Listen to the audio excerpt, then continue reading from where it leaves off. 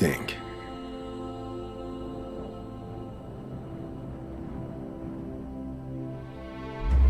No matter who we are, let's think sharp. Let's think beyond.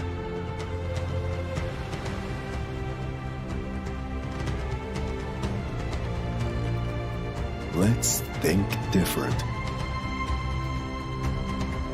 Let's think extraordinary. Let's think phenomenal. And let's make it come true.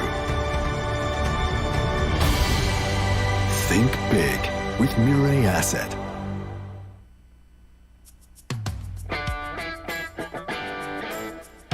Kami adalah perusahaan investasi terdepan karena kami siap berpikir besar. Kami yakin dengan sektor-sektor potensial dan siap mendukung mereka. Kami menjadi terdepan karena kami selalu kompetitif, berinovasi, mendorong ide-ide baru.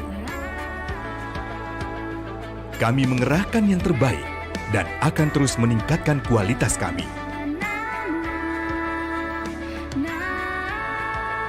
Kami mengokohkan pencapaian tertinggi karena kerja keras dan kepercayaan Anda. Itulah mengapa kami terus memimpin dan berinovasi.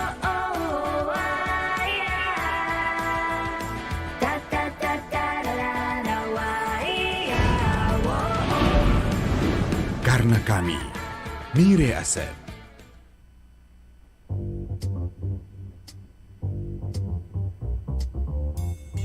Ini bukan soal menambah koleksi mobil. Ini tentang berpikir besar untuk masa depan. Ini bukan saatnya berpikir konvensional. Ini saatnya berpikir besar dan memaksimalkan teknologi.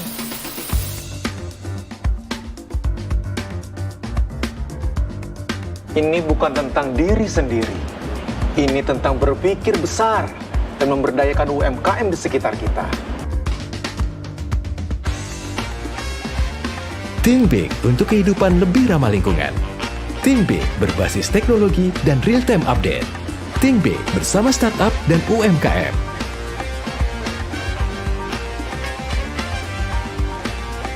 Karena kita berpikir besar, kita pilih Mirai Asset.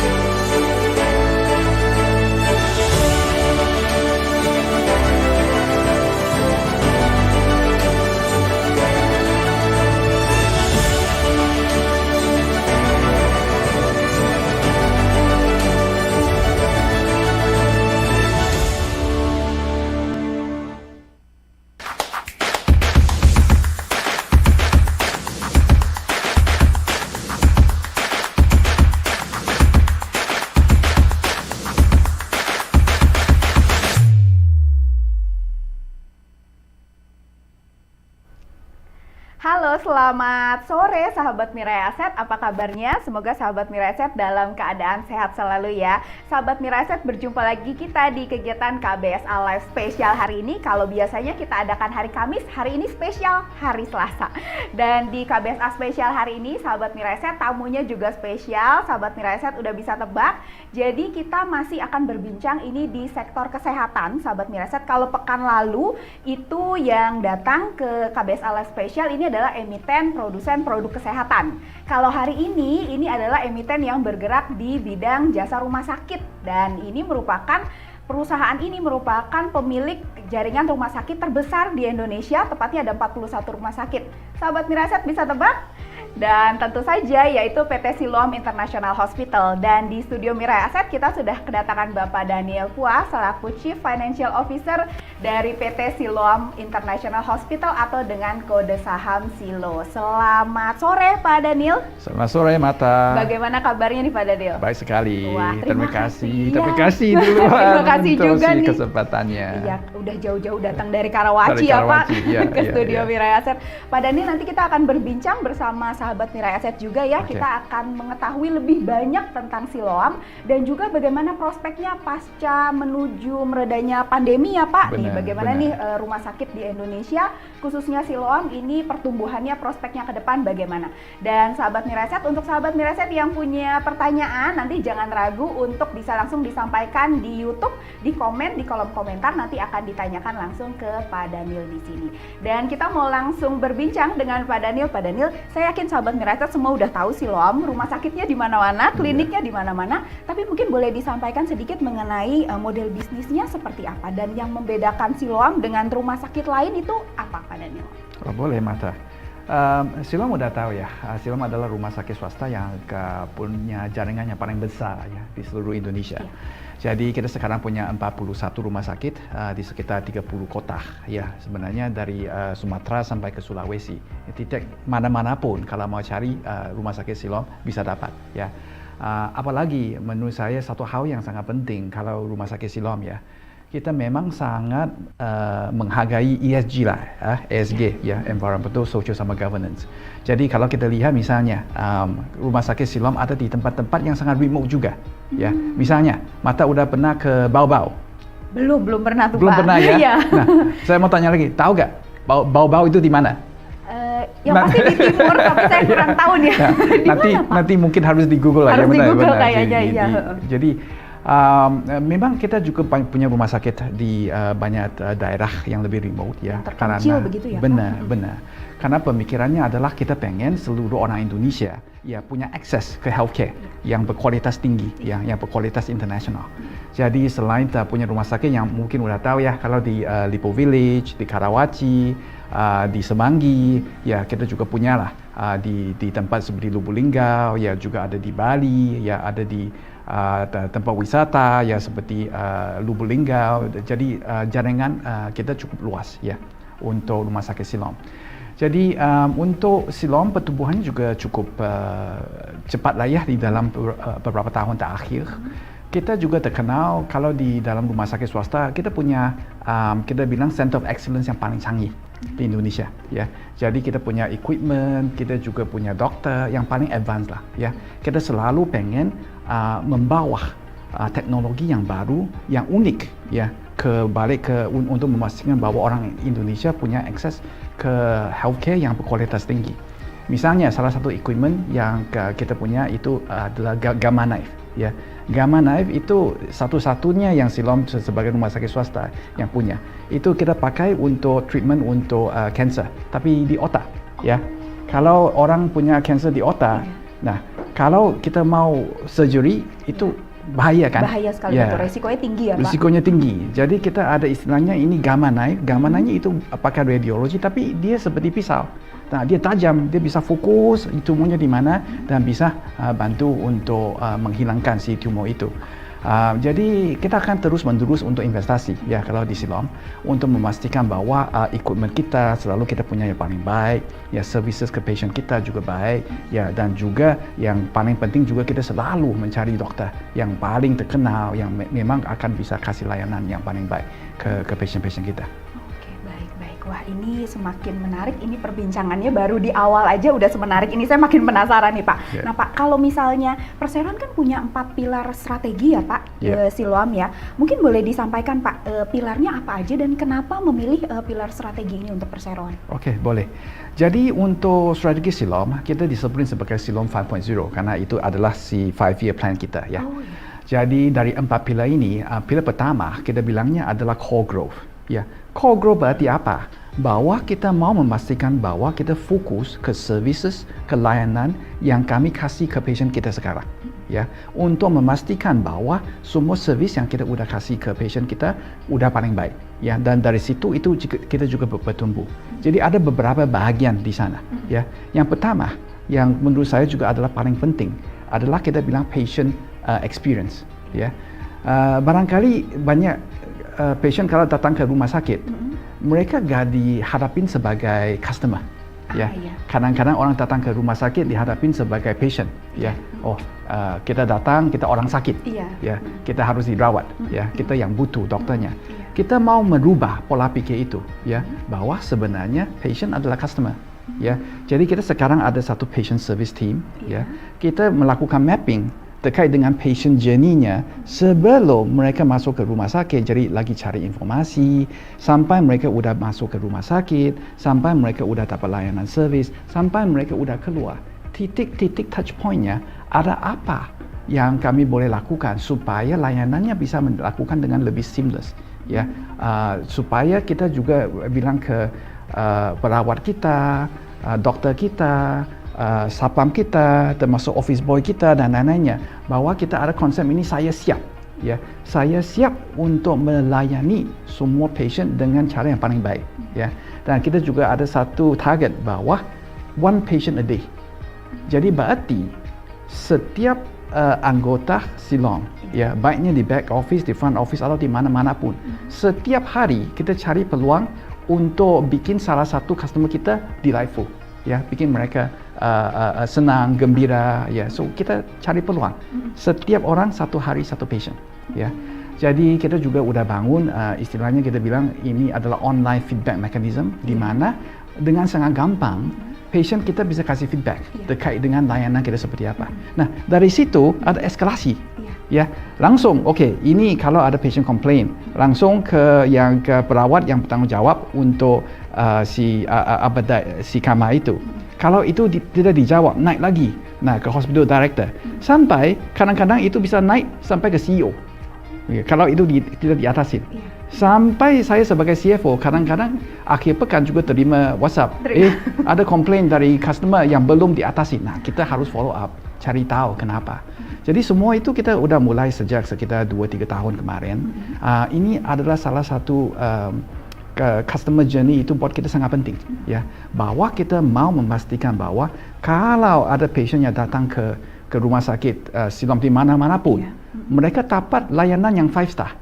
Ya, seperti mereka datang ke hotel, ke apa, mereka dilayani dengan baik. Kita juga misalnya hal-hal yang kecil aja lah ya, termasuk makanan, kita udah banyak ngelihat. Jadi kita ada salah satu COO-nya udah banyak food tasting juga untuk memastikan bahwa si kualitas mutunya dari hospital foodnya bisa lebih baik. Dan kalau udah yang pernah ke Siloam misalnya di LV dan lain-lainnya, kita juga udah banyak renovasi terkait dengan ruangan kita, termasuk untuk VIP room, termasuk tadi saya pernah sebutin untuk ibu yang setelah melahirkan, kita ada package tertentu, mereka bisa bawa pulang. Di sana ada gift untuk nanti mereka bisa pakai setelah mereka pulang rumah. So hal seperti itulah yang kita anggap sangat penting untuk bagaimana bikin core services kita lebih baik daripada dulu. Ya, jadi core growth memang fokus ke sana. Ya, bisnis yang sudah ada, bagaimana bisa memastikan bahwa mutunya, kualitasnya, servisnya bisa ditingkatkan lagi. Ya, jadi kalau core growth-nya udah oke, yang kedua kita ngelihat, kita bilang adalah network. Ya, network berarti apa? Bagaimana kami bisa memperluaskan jaringan Siloam yang sekarang sudah ada. Ya, itu termasuk mungkin kita mau cari rumah sakit baru, ya bangun rumah sakit baru, atau dengan rumah sakit yang sudah ada, bagaimana kita memang bisa bikin fasilitas tambahan, ada wing baru, ya misalnya kita juga ada rencana sekarang misalnya di Surabaya, juga di Makassar, karena rumah sakitnya udah penuh, ya bagaimana mengembangkan si bed yang tambahan, ya supaya kita bisa kasih layanan tambahan lagi. Dari situ kita juga ngelihat dari networknya adalah equipment kita, mana yang butuh supaya kita bisa kasih servis yang lebih luas lah. Itu adalah terkait dengan network. Ya. Yang ketiga adalah clinical. Nah, tadi saya sudah bilang bagaimana Siloam mau bedakan diri dibandingkan dengan rumah sakit yang lain. Kita selalu mau memastikan bahwa Siloam selalu adalah leader terkait dengan seberapa advance medical service yang kita kasih ke patient kita. Ya, Siloam tidak mau kalah sama rumah sakit yang misalnya di Singapura atau di Malaysia atau yang di Thailand. Ya, Maunya adalah apa yang si orang Indonesia bisa dapat di luar Indonesia, mereka juga boleh dapat di sini, ya, servisnya dan lain-lainnya. Makanya dari sisi clinical, kita akan terus menerus untuk investasi, ya. Jadi setiap rumah sakit kita minta mereka untuk cari, you mau menjadi center of excellence yang mana, ya. Jadi rumah sakit itu specialty kamu mau terkenal terkait dengan apa. Nah, setiap rumah sakit harus punya strategi sendiri. Ya, misalnya kalau terkait dengan MRCCC yang di Semanggi terkenal terkait dengan onkologi, ya, jadi orang udah tahu lah kalau mau cari onkologi service yang paling bagus, paling baik di Indonesia, nah ke MRCCC, ya, punya dokter yang paling baik, equipment yang paling advance, ya, dan lain-lainnya. Misalnya kalau terkait dengan Lipo Village yang Karawaci, nah itu kita ada terkait dengan neurologi, ya. Jadi kalau mau cari neurologi yang paling advance, nah boleh ke Lipo Village. Jadi setiap rumah sakit ditugaskan untuk cari, oke, kamu mau sebenarnya fokus kemana terkait dengan specialty areanya, ya. Itu adalah terkait dengan klinikal kita, ya. Itu pasti kita akan membeliakan kebutuhan dari pasien itu seperti apa. Sebenarnya masih ada apa yang kurang, masih ada apa yang orang bisa dapat di Singapura tidak bisa di Indonesia. Nah, kita terus-menerus untuk investasi untuk memastikan bahwa layanan itu dapat. Yang terakhir, yang menurut saya sebenarnya paling penting adalah digital, ya. Sekarang si health tech itu satu area yang menurut saya akan ada pertumbuhan yang cukup besar, ya, untuk beberapa tahun ke depan, ya. Jadi kita udah ada e-commerce, kita udah ada ride hailing, kita udah ada fintech. Sekarang yang menurut saya akan lagi booming adalah health tech, ya. Jadi health tech karena COVID kemarin, orang udah banyak biasa, ya, dengan si online konsultasi, ya. Jadi Halodoc dan lain-lainnya juga banyak berkembang. Kami juga bekerja sama dengan startup seperti itu supaya untuk memastikan bahwa patient bisa ada channel yang berbeda untuk dapatin layanan services dari Siloam, ya. Dulu kalau mau dapat services Siloam harus ke salah satu klinik kita, harus datang, dan jadi sekarang yang bagus adalah, nah, kalau lewat online, lewat digital, bisa ada konsultasi pertama. Tapi setelah itu, nah, tahulah ya, yang beda apa kalau e-commerce ya dibandingkan dengan health tech. Nah, e-commerce boleh end-to-end semuanya digital, kan? Kita beli sesuatu, nanti dikirim, mudah sampai ke rumah. Tapi kalau untuk healthcare, nah, mungkin kita bilang primary care. Primary care adalah si itu yang nggak butuh operasi atau gak butuh yang langsung, ya, kita bilang primary care. Itu bisa dengan digital, ya. Jadi mungkin yang pertama primary care, kita pakai digital dulu. Tapi setelah itu kalau harus ke rumah sakit, harus misalnya X-ray, gak mungkin kan kita melakukan X-ray lewat aplikasi.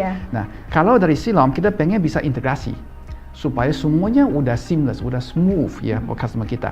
Oke, pertama kali mungkin online, setelah itu ada follow up bisa ke rumah sakit. Nah, setelah itu kalau untuk control, kalau nggak usah ke rumah sakit bisa si offline lagi. Nah, bisa pakai device. Ya, sekarang kalau pakai misalnya si Apple Watch dan lainnya udah banyak fungsi kan untuk bisa ngetes darahnya dan lainnya.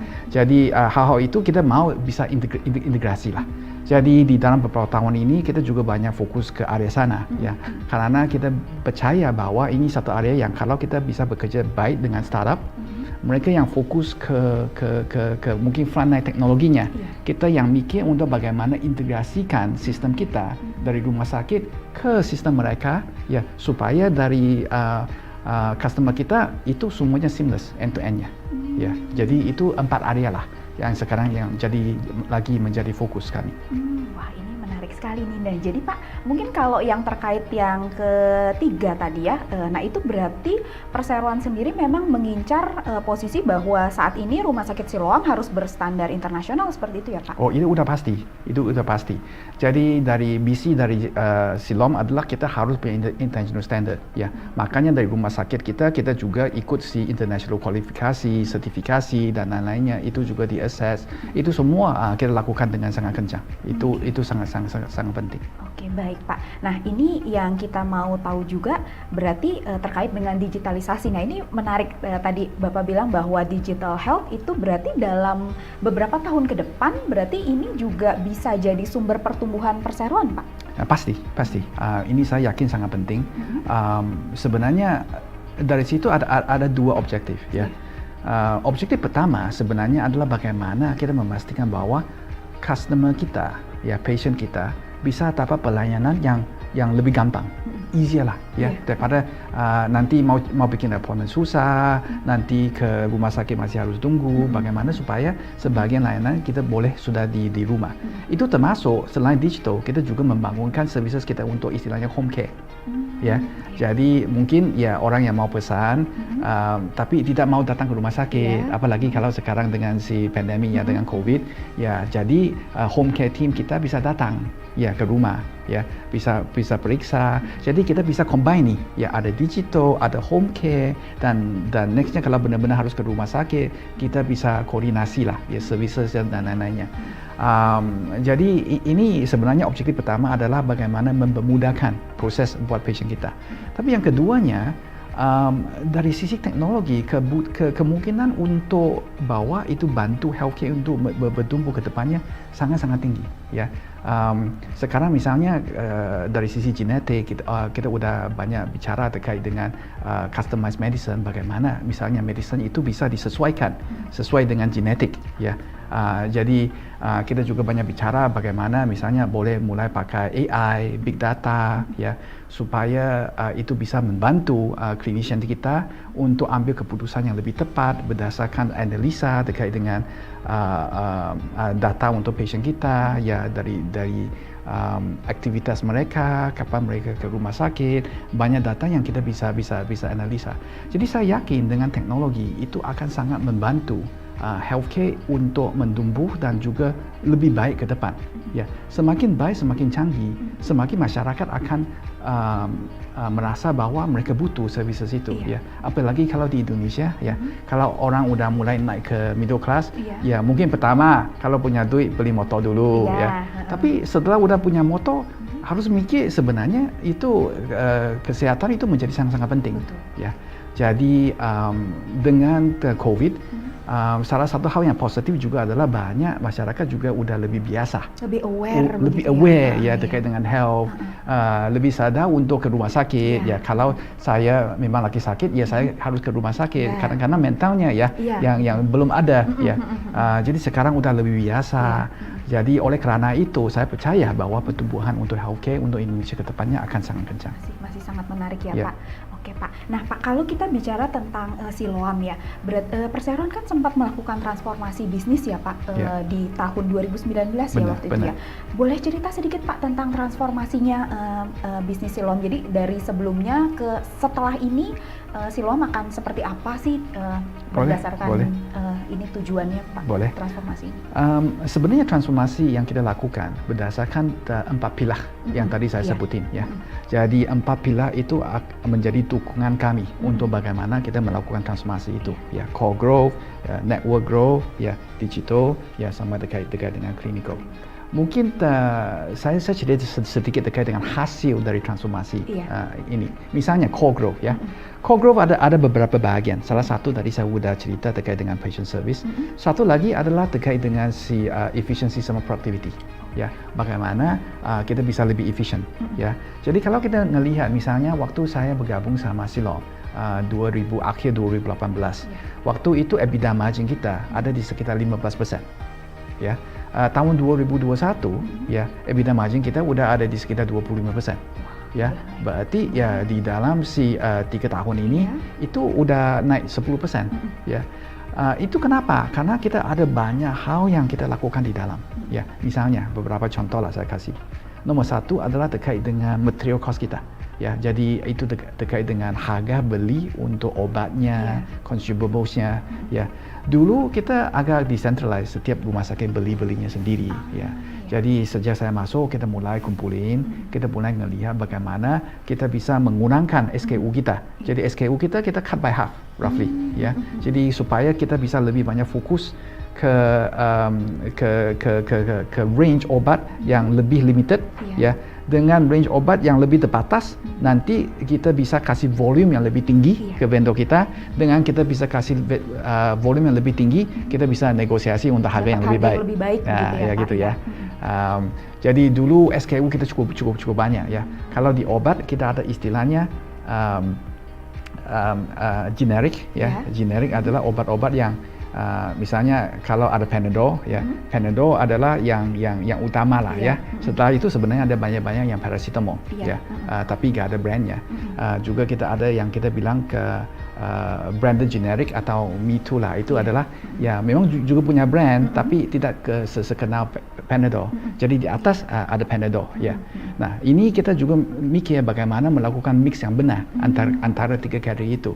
Karena mungkin ada pasien yang benar-benar saya pokoknya mau Panadol. Harus Panadol. Saya cuma percaya Panadol ya. Ada yang juga ngerasa iya pokoknya molekulnya sama. Kalau paracetamol. Yang penting sembuh ya Pak. penting sembuh ya. Tapi kadang-kadang psikologi juga penting ya. Orang ngerasa enggak lah, ya saya percaya bahwa itu harus Panadol ya. Jadi kita kan melakukan mix seperti itu supaya kita bisa memperolehkan harga yang paling baik ya dari supply kita. Juga dari sisi OPEX, operating expenses kita juga banyak kegiatan. Misalnya salah satu contoh ada terkait dengan listrik. Ya, kita melakukan ukuran terkait dengan listrik yang dipakai, termasuk chillernya, AC-nya. Kita mulai tambahin monitoring device. Jadi kita juga minta kontraktor dari luar untuk melihat, untuk cari cara untuk kita bisa bikin chiller itu lebih efisien. Ya, ini sebenarnya ada dua objektif. Ya, objektif pertama adalah ini bantu untuk menggunakan cost. Nah, objektif kedua adalah Silom juga sangat menghargai istilahnya ESG ya, ESG ya kalau bahasa Indonesia ya. Untuk ESG ini, jadi dari sisi sosial, Silom sudah sangat kuat ya. Tadi saya sudah sebutin bahwa Silom sebenarnya juga punya rumah sakit di daerah-daerah yang terpencil ya. Termasuk mungkin itu tidak ada banyak orang yang tahu, kita punya 2 klinik di Papua. Ya. Itu di daerah Papua itu di mana kalau mau benar-benar nyampai harus naik pesawat. Tidak ada jalannya. Sampai ke klinik itu Pak? Iya, sampai ke klinik itu. Karena orang itu mereka tinggal di gunung. Ya, jauh di atas. Jadi kalau mereka mau benar-benar ke klinik, mau healthcare, mereka harus jalan jauh. Ya. Jadi kita bangun klinik di daerah seperti itu. Jadi sosial buat kita itu sangat satu aspek yang sangat-sangat penting. Ya. Jadi selain sosial, kita juga ingin bangun terkait dengan environmental. Ya, makanya kita dari sejak 2 tahun lalu mulai bikin scorecard untuk ESG kita, scoring kita. Kita ada satu tim khusus melakukan pemeriksaan terkait dengan energy saving, kita setiap tahun bisa berapa, targetnya bisa berapa. Nah ini semuanya butuh ukuran ya. Kita harus bisa ukur tahun ini sebenarnya energinya kita spendnya berapa, target tahun depan berapa, apakah itu terrealisasi. Nah itu semua kita melakukan tracking ya. Karena kita ngerasa untuk masa depan itu akan menjadi satu hal yang juga sangat penting, bukan cuma buat investor, tapi untuk masyarakat dan untuk etika untuk sebuah perusahaan untuk berkembang, ini harus menjadi salah satu fokus kita ke depannya. Oke. Wah ini mungkin belum banyak rumah sakit yang mungkin sampai ke sana ya Pak, maksudnya untuk mengedepankan ESG gitu ya di dalam program mereka begitu ya Pak. Mungkin Silom salah satu yang paling terdepan untuk ESG ini Pak. Saya nggak bisa komentar lah terkait dengan si perusahaan lain, tapi kalau untuk Silom, kita mau tetap memastikan bahwa ini menjadi salah satu fokus kita. Ya, malah kalau untuk Silom bisa dibandingkan dengan si perusahaan-perusahaan di negara lain, kita pengen juga adalah scoring kita adalah kita di paling depan. Ya, sebenarnya untuk ESG scoring kita udah ada pemajuan yang cukup kencang ya. Ya, jadi kalau sekarang secara persentase kita di top 5% ya, top 50%. Ya. Jadi kita di posisi top 50. Ini secara dunia ya. Secara dunia bukan cuma Indonesia. Jadi secara kita ranking terkait dengan ESG scoring kita ada di top 50% ya di seluruh dunia. Ya. Oke, baik. Wah, ini juga berarti menyadarkan kita bahwa memang ke depan memang investor akan cari perusahaan-perusahaan yang juga menerapkan ESG ini ya Pak. Benar. Saya berasa bahwa itu akan menjadi satu patokan yang sangat penting untuk investor mikir dia mau invest kemana ya. Sekarang dunianya untuk mengarah ke sana, termasuk banyak bank yang sudah memilih siapa yang mereka mau melakukan financing ya benar. Betul. Ya, jadi untuk perusahaan-perusahaan yang merusakkan environment mereka akan mulai mengurangkan financingnya. Jadi saya merasa dunia ini akan mengarah ke sana. Oke, baik Pak. Nah Pak, kita juga mau berbincang nih mengenai kinerja nih Pak. Nah ini menarik. Kalau kita tahu 2 tahun pandemi, kinerja perusahaan rumah sakit begitu ya, itu kan permintaannya sangat tinggi, sempat penuh begitu. Nah kalau pasca pandemi ini berakhir, kinerja perseroan ini mengalami sedikit penurunan ya kalau secara revenue turun, tapi karena memang kalau kita bandingkan secara tahunan, karena memang kuartal 1 juga benchmarknya cukup tinggi ya Pak di tahun lalu ya. Nah kalau untuk target sendiri tahun 2022 ini seperti apa Pak pertumbuhannya? Oke, thank you Martha. Sebelum itu mungkin saya sebut pertumbuhan tahun lalu dulu ya. Kalau tahun lalu revenue kita naik sekitar 33%, ya, EBITDA-nya naik 64%. Itu luar biasa lah ya di perusahaan mana-mana. Memang sebagian itu adalah karena ada COVID yang mulai masuk ya. Apa yang berbeda kalau untuk tahun 2022 adalah, nah kemarin kita tahu ya ada Omicron ya, ada kasusnya naiknya cukup tinggi juga. Tapi yang bagusnya adalah hospitalization sangat-sangat rendah ya. Jadi kalau revenue yang kita dapat dari COVID di dalam kuartal 1 2022 adalah sekitar 3%, sangat-sangat rendah dibandingkan dengan tahun 2021 di mana total revenue sekitar 20%. Ya. Tapi walaupun COVID itu turunnya cukup drastik, ya, dan juga di waktu yang sama sebenarnya karena masih ada si PPKM dan lain-lainnya ya, masyarakat juga takut untuk keluar, untuk ke rumah sakit. Jadi seharusnya ya revenue-nya kita akan turun dengan sangat cepat kan.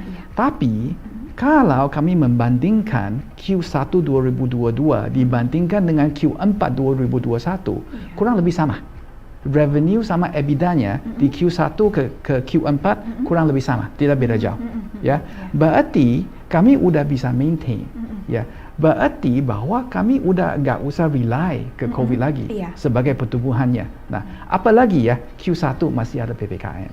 Ya, kita mulai ke Q2 PPKM udah mulai tidak ada, masyarakat udah lebih bebas untuk traveling lagi. Ya, memang kesuksesan itu menurut saya berdasarkan salah satu strategi yang Siloam pilih waktu pandemi itu terjadi. Itu adalah Clean Hospital Strategy yang kami memperolehkan. Nah, Clean Hospital Strategy itu apa? Waktu itu kita sisakan 2 rumah sakit. Ada 3 lah, tapi sebenarnya most of the time cuma 2. Ya. 2 rumah sakit untuk melayani pasien COVID. Ya, rumah sakit yang lainnya tidak melayani COVID. Oh, jadi khusus ya Pak? Benar, khusus ya. Kenapa?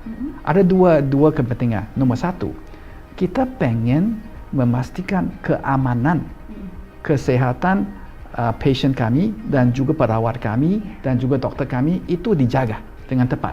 Ya, karena kami ngerasa seberapa bagus kita bikin si isolasi, wing yang terpisah, ya. Tapi kalau satu rumah sakit ada COVID, ada non-COVID, nanti risiko untuk itu terpapar itu sangat tinggi, ya. Makanya kita ambil keputusan bahwa kita cuman akan sisakan 2 rumah sakit di Jabodetabek, ya. Waktu itu Mampang sama Kelapa II untuk COVID. Yang sisa yang lainnya, yang kita tetap jalan dengan treatment biasa, tidak ada COVID. Nah, ini objektif pertama adalah untuk menjaga keamanan sama kesehatan. Ya. Objektif kedua adalah kita waktu itu percaya bahwa COVID itu sementara. Kita gak mau terlalu tergantung kepada revenue dari COVID. Ya. Jadi kita pengen rumah sakit yang lain tetap mengembang services mereka yang lain-lainnya yang tidak terkait dengan COVID. Ya. Karena risikonya adalah kalau COVID-nya menjadi revenue bagian yang besar buat satu rumah sakit, mereka udah merasa senang, udahlah daripada saya mengembangkan si services yang lain, saya fokus ke COVID aja, ya revenue-nya bagus, margin-nya bagus. Kita tidak ingin begitu, ya. Nggak sustain ya Pak. Tidak sustain, karena kita juga tidak mau ya bahwa COVID itu sepanjang hidup kita ada COVID, tidak mau juga kan. Dan kita juga percaya bahwa COVID itu akan ada selesainya. Nah, setelah COVID selesai, yang pentingnya adalah selanjutnya seperti apa. Kalau rumah sakit kami tidak siap untuk menghadapi dunia tanpa COVID, takutnya nanti larinya akan terlalu lambat. Nah, sekarang yang bagusnya adalah mereka sudah siap-siap semua. Karena mereka dulu tidak pernah layani COVID, mereka sudah siap untuk mengembangkan services mereka yang istilahnya non-COVID. Jadi sekarang dengan COVID tidak ada, kita melihat dari mereka berkembang dengan sangat cepat. Karena banyak patient yang dulu misalnya menunda elective surgery mereka karena takut, ada PPKM, ada yang lain. Nah sekarang banyak udah mulai balik, ya. Dan juga karena kita udah bangun reputasi bahwa rumah sakit ini nggak pernah layani COVID. Orang juga merasa lebih aman, lebih nyaman ya untuk mengunjungi rumah sakit itu. Jadi itu salah satu keunggulannya. Kita percaya kita akan tetap untuk mendorong di dalam tahun ini. Oke Pak. Nah kalau angka tertentu Pak dari sisi target revenue ataupun net income mungkin ada yang di set perseroan udah ada Pak? Kita memang ada sih dari sisi budgetnya. Kalau dari sisi internal targetnya, harapan kami adalah revenue-nya akan stabil dibandingkan dengan tahun sebelumnya. 2021 ya. Tapi jangan lupa, tahun sebelumnya itu naiknya 33%. Benchmark-nya tinggi ya Pak. Benchmark-nya tinggi Iya. ya. Dan juga saya sudah sampaikan tadi, kalau tahun kemarin sekitar 20% revenue kita datang dari COVID. Ya. Tahun ini dengan tidak ada COVID, kita tetap mau maintain revenue di angka yang sama. Ya. Jadi itu memang adalah si target kita lah. Oke, baik Pak. Nah, kalau misalnya kita tanya tentang pertumbuhan, kalau tadi kan untuk tahun 2022 Pak, di jangka menengah Pak, misalnya let's say 3 sampai 5 tahun begitu ya, dengan peluang industri rumah sakit ini, kesehatan ini sangat besar, kalau dari perseroan ada target tertentu Pak untuk jangka menengah? Ada sih, itu ada sih. Tapi mungkin karena kita adalah si TBK ya, jadi saya harus hati-hati dengan guidance yang nggak boleh menjanjikan tertentu ya Pak. Tidak boleh terlalu menjanjikan. Mungkin saya kasih beberapa tunjukkan lah ya, beberapa key levels of growth lah ya, kalau boleh bilang ya. Nomor 1. Kalau secara throughput ya, throughput berarti kita bilang patient days-nya, jadi patient yang masuk ke rumah sakit kita ya, terkait dengan outpatients, inpatient dan lain-lainnya. Kalau dari sisi throughput, sekarang ya tadi saya sudah bilang Q1 dibandingkan dengan Q4 revenue-nya tidak beda jauh ya. Tapi throughput-nya masih sekitar 20-25% lebih rendah dibandingkan dengan pre-pandemic. Ya, berarti apa? Berarti sebenarnya potensi untuk pertumbuhan itu masih sangat tinggi, ya, karena sebenarnya traffic masih belum balik ke sebelumnya, walaupun revenue udah di atas, ya. Nah itu kenapa mungkin akan ditanya? Karena kita juga terus-menerus menaikkan kita bilang acuity, jadi kompleksitas service kita, kan. Jadi kalau untuk kalau untuk operasi dan lain-lainnya yang semakin kompleks pasti akan semakin mahal ya. Jadi servisnya biayanya juga akan semakin tinggi. Jadi tadi saya sudah sampaikan bahwa Siloam pengen menjadi leader ya untuk memastikan bahwa di Indonesia kalau orang mikir bahwa siapa yang punya healthcare yang paling advance, nah itulah Siloam ya. Jadi tetap itu hal-hal yang kami sudah berkembangkan di beberapa tahun terakhir. Tapi throughputnya masih belum balik ke sebelumnya. Ya, jadi ini udah menjadi lever nomor 1. Lever nomor 2 adalah, nah kita sekarang ya kalau ngelihat kapasitas untuk rumah sakit kita di seluruh Indonesia, ya kapasitas kita baru sampai sekitar 50%. Ya, berarti itu masih ada 50% peluangnya untuk nambah bed ya di rumah sakit yang sekarang sudah ada. Ya, jadi itu adalah growth lever nomor 2. Ya. Yang ke lever nomor 3 adalah, nah dengan performance yang sudah lebih baik di Siloam beberapa tahun terakhir, operating cash flow kita juga cukup kuat. Ya, kalau untuk cash di akhir kuartal 1 kita memperoleh sekitar 1,7 triliun. Ya, 1,7 triliun itu kita bisa pakai untuk non-organic growth ke depannya, ya terkait dengan akuisisi. Ya. Jadi di Indonesia kita juga ngelihat ada banyak rumah sakit yang sebenarnya lagi cari partner untuk bisa akuisisi, masuk JV atau cara-cara yang lain lah ya.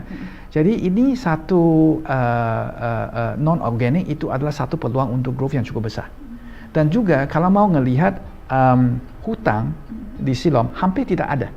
Kita ada sedikit working capital loan, tapi kalau mau benar-benar ngelihat hutang saya boleh bilang hampir tidak ada. Tidak ada hutang, kita punya cash yang cukup baik, kita punya operating cash flow yang cukup baik juga setiap kuartal masuk. Nah, berarti kita punya banyak peluang untuk non-organic growth. Ya. Ya, non-organic growth itu kita sekarang ada beberapa yang kita sedang evaluasi lah. Ini akan bantu kita untuk memastikan bahwa kita bisa berkembang dengan lebih cepat. Ya, mungkin yang terakhir, ini 3 lever yang utama lah. Mungkin ada satu yang terakhir saya boleh bilang adalah kita juga lagi coba dengan business model yang baru. Salah satunya adalah kita bilang managed care, managed services. Ya, managed services itu berarti apa? Nah, sekarang kita banyak melihat misalnya ada hotel ya, seperti Hilton, seperti Marriott ya. Walaupun namanya Hilton, belum tentu ownernya Hilton, ya. Tapi itu di manage oleh Hilton dan lain-lainnya, tapi investasinya dari orang lain, ya. Dari Siloam kita udah ada satu rumah sakit yang itu Holland Village. Di Cempaka Putih, itu yang rumah sakit pertama yang kami melakukan dengan model ini, ya, namanya Siloam Agora, ya. Jadi di depan ada Siloam, di belakang ada Agora. Agora adalah si investor yang ikat sama kita. Jadi di dalam model ini, kalau untuk modalnya dan lain-lainnya, ini semuanya dari investor. Investor yang masukin, ya, termasuk untuk bangunannya, tanahnya, alatnya dan lain-lainnya, ya. Jadi dari Siloam kita kasih apa? Kita kasih know-how-nya, sistemnya, karena kita udah punya satu health information system sama ERP yang sudah terintegrasi 41 rumah sakit. Ya, itu satu-satunya ya rumah sakit emiten di Indonesia yang punya sistem yang sudah bisa ikat semua. 41 rumah sakit udah nge-link dengan satu health information system sama satu ERP. Nah, kalau benefit seperti itu kita boleh kasih ke investornya, termasuk group purchasing kita, kan kemarin tadi saya sudah sampaikan bahwa kita sudah bisa nego harga yang lebih baik terkait dengan obatnya. Nah, mereka bisa dapat benefit itu, ya, termasuk sistem SOP kita. Nah, kita juga jalani semua di sana. Jadi dari Siloam kita dapat fee aja, ya, berdasarkan EBITDA, berdasarkan revenue, pastilah semakin tinggi pencapaian rumah sakit itu semakin tinggi fee yang masuk ke Siloam. Nah, dengan modal seperti ini, berarti Siloam bisa berkembang dengan lebih cepat lagi dibandingkan dengan dulu. Ya, jaringannya bisa diperkuat, karena itu juga bantu kita untuk istilahnya cross referral. Ya, jadi semakin banyak rumah sakit, semakin kita bisa cross referral. Misalnya, kalau ada pasien yang datang ke Lipo Village, ya. Mungkin ya mereka awalnya adalah mau datang untuk kardiak ya sesuatu, tapi waktu diperiksa ternyata ada sesuatu yang mau di follow up terkait dengan onkologi. Nah, kita boleh refer ke MRCCC. Jadi semua rumah sakit kita bisa saling nge-support lah, ya. Jadi ini benar-benar memperkuat jaringan rumah sakit Siloam, ya. Dan juga ini sebuah model yang sekarang banyak investor juga tertarik. Karena banyak investor yang merasa bahwa nomor satu, healthcare di Indonesia adalah satu area yang punya potensi return yang cukup baik, ya. Karena supply-nya jauh lebih rendah daripada demand, ya, apalagi yang akan ada ya sekarang dibandingkan dengan Singapura, dibandingkan dengan Malaysia, sebenarnya rumah sakitnya masih kurang, ya. Jadi banyak investor juga mikir itu satu area yang mereka mau masuk. Tapi mau masuk ke rumah sakit tidak gampang, ya. Harus ada know-how-nya, kan, bagaimana memperkembangkan expertise seperti apa. Jadi itulah yang mereka bisa kerjasama dengan Siloam, ya. Mereka bisa dapat benefit dari know-how yang Siloam ada, dan di waktu yang sama Siloam bisa juga mencapai misi dia untuk mempunyai network jaringan sama reach yang paling luas. Ya. Nah, kalau dari perseroan sendiri, Pak, ini untuk managed service ini ada target tertentu nggak, Pak? Kira-kira mungkin berapa rumah sakit atau berapa persen dari rumah sakit yang dimiliki perseroan saat ini gitu yang ke depan dengan menggunakan model managed service ini? Menurut saya ini masih terlalu awal lah untuk kita komit, ya. Jadi kalau untuk Holland Village itu adalah si pilot pertama. Kita sekarang mau benar-benar memastikan bahwa itu adalah satu success case. Ya, we want to make it a showcase lah.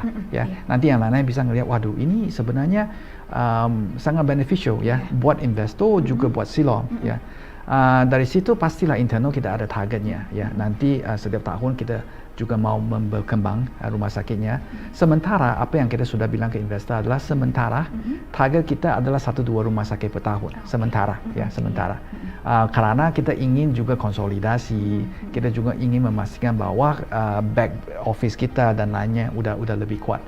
Tapi potensi untuk kita lari dengan lebih cepat itu banyak, banyak trigger point-nya. Ya, kita punya operating cash flow yang kuat, kita punya leveraging yang sangat rendah, kita punya business model yang bermacam-macam, yang kita bisa koordinasi dengan partner yang beda. Dan saya selalu bilang bahwa sekarang kalau di dunia startup ada banyak bicara terkait dengan konsep platform ya, bikin platform ya, seperti si super app itu ya. Sebenarnya Siloam adalah satu hardware platform yang sangat baik ya, karena kita punya jaringan yang paling luas di Indonesia. Jadi kalau untuk perusahaan lain yang mau masuk ke Indonesia, misalnya ada perusahaan yang dari luar yang punya expertise terkait dengan onkologi, terkait dengan diagnostik, ya mereka sebenarnya mau kerjasama dengan salah satu partner di Indonesia. Nah, kita punya network untuk rumah sakit, jadi mereka bisa bangun services mereka, baik fisioterapi atau nanti terkait dengan ortopedi kan. Jadi ada banyak teknologi yang negara lain ada, kita masih belum punya. Jadi ada partner yang mau masuk, tapi kalau masuk mereka butuh rumah sakit. Ya, kan? mereka butuh jaringan juga butuh yang jaringan luas juga, pasti ya. Ya. Jadi kita sekarang selalu market Siloam sebagai we are the hardware platform. Ya, kita punya hardware-nya. Silakan masuk, ikat ya komponen-komponen kalian ke rumah sakit kita karena kapasitasnya masih ada. Ya, kita sekarang kapasitasnya cuma sampai 50%. Jadi kalau mau pakai jaringan yang sudah ada, masih banyak potensi untuk berkembang. Dari situ kita tetap akan mencari peluang untuk nambah lagi jaringannya dengan akuisisi, dengan bangun rumah sakit kita sendiri, dengan si managed services model tadi, dan juga misalnya dengan si joint venture juga kita ada diskusi dengan pihak lain terkait dengan joint venture. Itu banyak hal lah. I think it's an exciting time ya untuk healthcare ke depannya. Baik. Wah, terima kasih nih Pak Daniel dan sahabat Miraset. Saat ini sahabat Miraset masih menyaksikan kegiatan KBSA Live Special hari ini bersama Siloam International Hospital. Dan kita masih berbincang dengan Pak Daniel di sini dan kita mau lanjut bicara tentang industri nih Pak, tentang industri rumah sakit. Tapi sebelumnya sahabat Miraset, untuk sahabat Miraset yang sedang menyaksikan, kalau misalnya punya pertanyaan boleh disampaikan di kolom komentar, dan untuk sahabat Miraset yang sudah punya saham Siloam, boleh dong diinfo ke kita punya di harga berapa dan juga kenapa investasi di saham Siloam. Dan Pak Daniel, kita mau tahu tentang, jadi kita tahu bahwa industri kesehatan ini, khususnya rumah sakit ini, berarti trennya sangat positif ya ke depan. Nah Pak, kita nggak bisa memungkiri bahwa masih banyak atau enggak sebagian masyarakat kita ini kadang masih memilih untuk melakukan treatment atau ke rumah sakit ini di luar negeri. Nah, sebenarnya apa sih yang membedakan gitu ya? Kenapa hal ini bisa terjadi dan ke depan ini Siloam inginkah menggrab, tentu saja ingin menggrab gitu ya, dan caranya gimana Pak supaya masyarakat yang tadinya ke luar negeri ini bisa berobatnya itu di Indonesia aja? Saya ngerasa kalau masyarakat di Indonesia ada persepsi ya, saya pakai kata itu persepsi, bahwa kalau untuk pelayanan medis itu di luar negeri itu lebih baik dibandingkan dengan Indonesia. Dan kadang-kadang kita anggap bahwa kesehatan itu ada salah satu hal yang paling penting. Ya, jadi misalnya kalau orang tua kita jatuh sakit, kita juga pasti akan mikir mana yang paling baik. Ya, kalau persepsi kita adalah negara luar, baiknya di Amerika atau tempat lain, punya healthcare yang paling baik, kita akan coba untuk menuju ke sana kalau kita punya budget. Ya. Dengan pandemi kemarin, jadi ada keterbatasan terkait dengan orang bisa travel ke Singapura ke tempat yang lain. Jadi kita juga mulai melayani banyak termasuk expat, termasuk orang dari kedutaan besar, ya, yang karena tidak ada pilihan, mereka datang ke Siloam. Tapi di waktu itu kita juga banyak memfokus untuk memastikan bahwa kita kasih pelayanan mereka yang paling baik, experience yang paling baik. Ada beberapa feedback yang kita dapat, bilang sebenarnya bagus juga loh kalau di Indonesia, ya. Sebenarnya itu kadang-kadang kita ada komplimen bahwa ini loh lebih bagus daripada apa yang saya dapat dari Singapura. Nah, itu yang kita sangat menghargai, ya. Itu yang kita benar-benar mau menunjukkan bahwa you have tried us, now stay with us. Ya, jadi kita juga dapat banyak feedback, ada kurangnya apa, kita tetap mau melakukan si penyesuaian, ya, supaya masyarakat merasa bahwa tidak harus ke luar negeri lagi. Dan saya percaya banyak patient yang sekarang udah coba servis Siloam akan tetap stay di Siloam. Ya, apakah kita bisa ada kerjasama dengan Singapura dan lain, bisa lah kadang-kadang ya, konsultasi tentu bisa ke sana dan setelah itu bisa balik ke Siloam lagi. Jadi bisa ada banyak cara bekerja yang beda-beda. Tapi saya yakin nih, seperti saya sudah bilang, Siloam mau memastikan bahwa standar kita adalah world class. Ya, bisa dibandingkan dengan negara apapun ya terkait dengan standard of care sama kualitas servisnya. Nah, di waktu yang sama, Presiden Director kalau untuk Indonesia juga sudah ada pemikiran ya dari Pak Jokowi misalnya untuk memperkembangkan medical tourism ya, misalnya terkait dengan Bali International Hospital. Nah, kalau kita di Bali misalnya, Siloam udah punya 3 rumah sakit di sana ya. Jadi kita juga di satu titik yang baik untuk mendapati peluang itu ya, apalagi terkait dengan traveling udah mulai buka ya. Dulu orang tidak terlalu banyak mikir untuk datang ke rumah sakit di Indonesia ya untuk medical tourism. Tapi ke depannya saya juga percaya bahwa dari pemerintah juga sangat fokus untuk bagaimana memperkembangkan Indonesia apalagi Bali sebagai satu tourism center untuk medical ya. Jadi Siloam udah punya 3 rumah sakit di sana. Jadi kita di satu titik yang sangat baik ya untuk bisa ambil peluang itu ke depan. Jadi menurut saya dari itu ada 2 sisi lah ya. Kita udah dapat benefit ya dari orang yang dulu ke luar negeri sekarang mau stay di Siloam. Juga terkait dengan sekarang travel udah terbuka ya, tempat seperti Bali bisa menjadi destinasi untuk medical tourism juga. Berarti memang ini peluang yang sangat menarik ya, karena kemarin pandemi membatasi orang dan akhirnya secara nggak langsung terpaksa, tapi akhirnya karena ini juga sudah terbiasa, udah tahu standarnya begitu ya Pak. Nah Pak, kalau misalnya kita kan tahu bahwa rumah sakit di luar pandemi ya, di luar 2 tahun pandemi, waktu itu kan sempat juga salah satu drive-nya adalah BPJS begitu ya. Benar. Nah kalau terkait dengan BPJS sendiri, ini perseroan ada target tertentu nggak Pak? Karena ke depan ini kan programnya akan terus berjalan dan bisa memboost pertumbuhan juga. Ya, kalau dari Siloam kami sangat mendukung ya program BPJS itu. Ya, kita percaya bahwa itu satu program yang paling successful lah di seluruh dunia ya untuk bisa dapat global healthcare ya. Jadi sebenarnya dengan beberapa rumah sakit baru yang Siloam buka di dalam 3-4 tahun dahulu, sebenarnya semuanya prioritasnya ke BPJS ya, karena itu juga adalah rumah sakit di daerah yang lebih remote, di mana kalau untuk pasiennya kebanyakan adalah target demografiknya adalah untuk BPJS.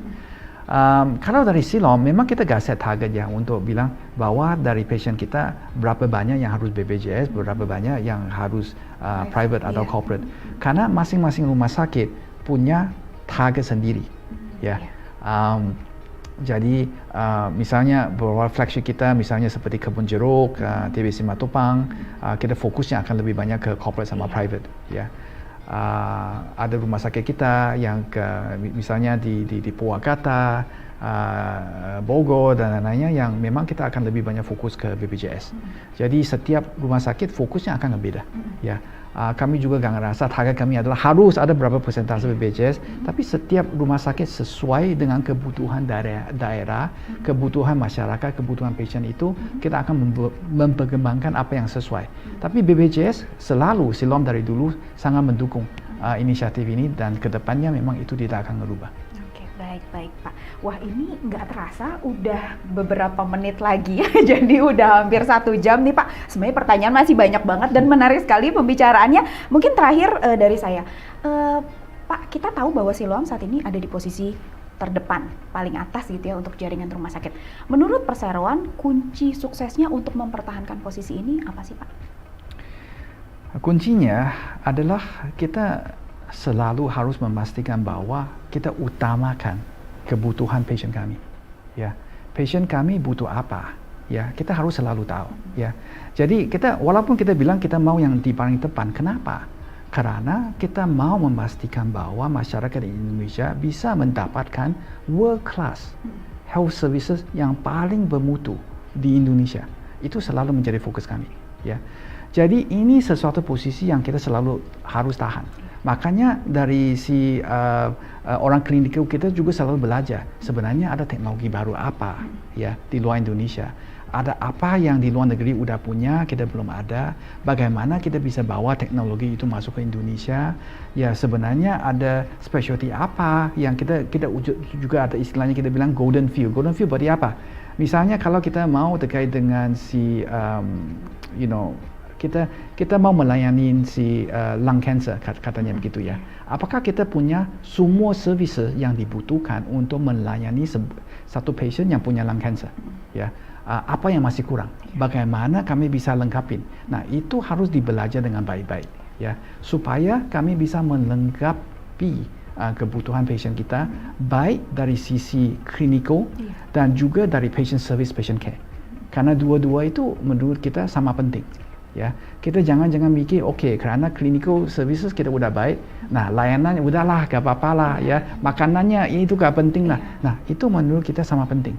Ya, patient kita harus diharapin, dianggapi sebagai VIP datang. Ya, kita harus selalu tahu sebenarnya kebutuhan mereka apa yang masih kurang, bagaimana ambil inisiatif. Ini kita ada banyak training yang kita lakukan.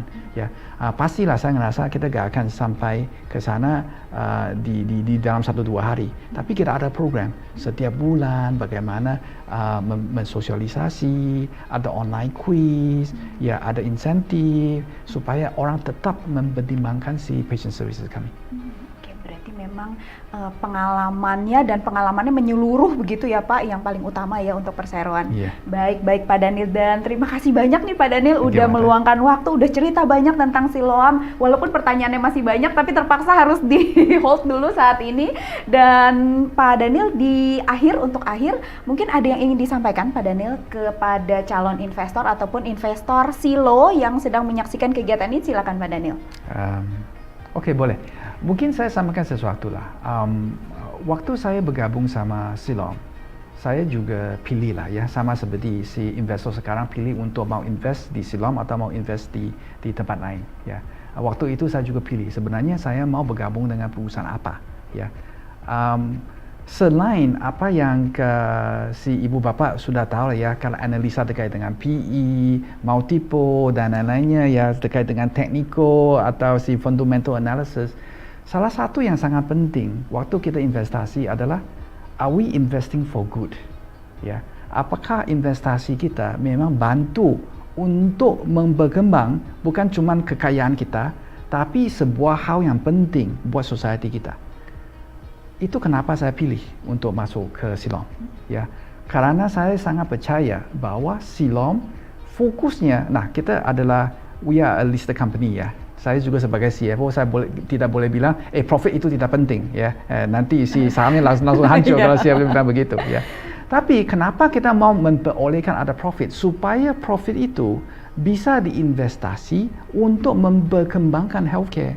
Supaya masyarakat di Indonesia di satu tempat di mana healthcare itu masih dianggap lebih rendah untuk kuantitinya, untuk bednya, untuk rumah sakitnya masih lebih kurang dibandingkan dengan saudara kita di samping-sampingan.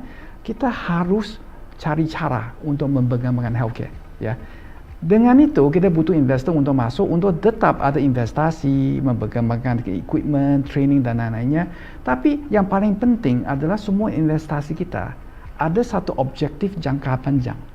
Ya, objektif jangka panjang itu adalah dengan investasi yang sudah successful, kita sebenarnya bantu banyak masyarakat di Indonesia untuk bisa dapat layanan kesehatan yang mereka dulu mungkin gak bisa akses ya. Jadi saya ngerasa bangga misalnya kalau saya datang ke rumah sakit kita tadi ya, misalnya seperti Bau-Bau. Kalau kita datang ke sana, kita melayani si masyarakat yang tidak biasa untuk ke rumah sakit ya. Jadi kita ngerasa itu sangat bantu, termasuk waktu kita kunjungi ke klinik kita di Papua ya. Jadi itu satu hal yang menurut saya harus menjadi kepentingan untuk memikirkan kita, selain yang teknikal, selain yang terkait dengan keuangan ya. Are we investing for good ya? Mungkin itu adalah my final message. Baik Pak, jadi karena memang kesehatan ini adalah hak semua masyarakat Indonesia ya benar. Pak. Jadi semua orang berhak untuk mendapatkan pelayanan kesehatan yang Iya, terbaik begitu ya. benar. Terima kasih Pak Daniel. Terima Dan kasih. terima kasih juga untuk sahabat Miraset yang sudah menyaksikan kegiatan ini sudah hampir 1 jam. Sahabat Miraset sudah stay bersama kita. Terima kasih. Semoga yang tadi disampaikan oleh Pak Daniel ini bisa menambah wawasan dan juga bisa menambah informasi untuk sahabat Miraset yang ingin berinvestasi di saham Silo.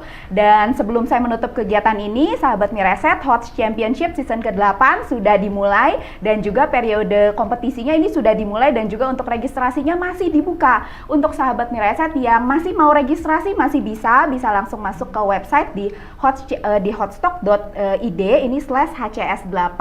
Dan sahabat Miraset, di kompetisi trading terbesar di Indonesia ini ada total hadiah 1,5 miliar yang akan diperebutkan. Selain itu, sahabat Miraset, kita juga punya kelas mentorship yang diadakan setiap minggu dan minggu hari Sabtu besok ini sudah masuk ke week yang keempat. Jadi ada 3 mentor luar biasa yang sudah join, yaitu ada Andi Senjaya, ada Michael Yoh, dan juga Nurdin Purnama. Selain itu, kita juga punya kelas live trading yang akan diadakan minggu depan. Jadi untuk sahabat Miraset yang mau daftar, ini sudah di email. Jadi nanti untuk yang sudah mendaftar HOTS Championship itu nanti akan di email. Jadi pastikan kalau mau ikut kelas live trading, nanti minggu depan bersama Pak Bekti Sutikna, pasti sahabat Miraset udah nungguin. Bisa langsung cek emailnya dan jangan lupa yang belum daftar bisa langsung daftar untuk HOTS Championship season ke-8. HOTS Championship season ke-8 sponsored by BPD Jatim dan Kompas TV. Akhir kata, saya Marta pamit undur diri dulu. Kita ketemu lagi di lain kesempatan dan salam sehat selalu untuk sahabat Mirai Aset.